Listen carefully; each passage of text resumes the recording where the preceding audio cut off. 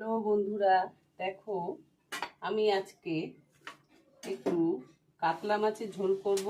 ফুলকপি, বড়ি, আলু, টমেটো দিয়ে তেল দিয়ে দিয়েছি।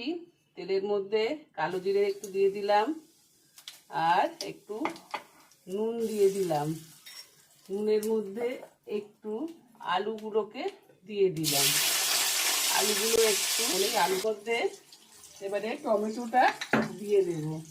টমেটো দিয়ে একটু নাড়াচাড়া করে নিয়ে ভাজা।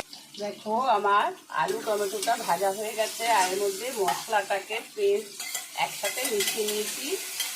মশলার মধ্যে আছে হলুদ, ধনে, জিরে, আদা, একটু রসুন আর একটু কাঁচা লঙ্কা বাটা।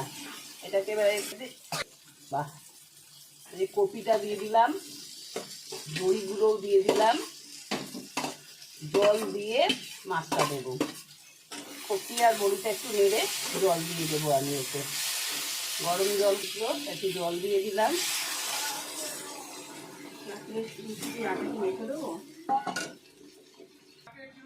দেখো জল দিয়ে দিয়েছি, একটু ফুটলে মাছটা দিয়ে দেবো। এবারে ধনে পাতা দেবো। মাছটা দিয়ে দিলাম।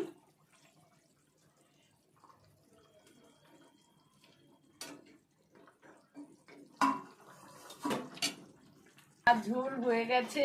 তোমাদের কেমন লাগলো? বড়ি, আলু, কপি দিয়ে কাতলা মাছের ঝোল। আমাকে একটা লাইক, কমেন্ট, শেয়ার করো। আর যারা ইউটিউব থেকে দেখছো তারা একটু সাবস্ক্রাইব করে দিও, আমাকে একটু এগিয়ে যেতে সাহায্য করো। সঙ্গে একটু ধনে পাতা দিয়ে দিলাম উপরে। ধনে পাতা দিলে ঝোলের টেস্টটা একদম অন্যরকম হয়ে যায়, খুব ভালো লাগে। তোমরা এইভাবে করে খেয়ে দেখো, খুব ভালো লাগবে। ধৈর্য সহকারে ভিডিওটা দেখো।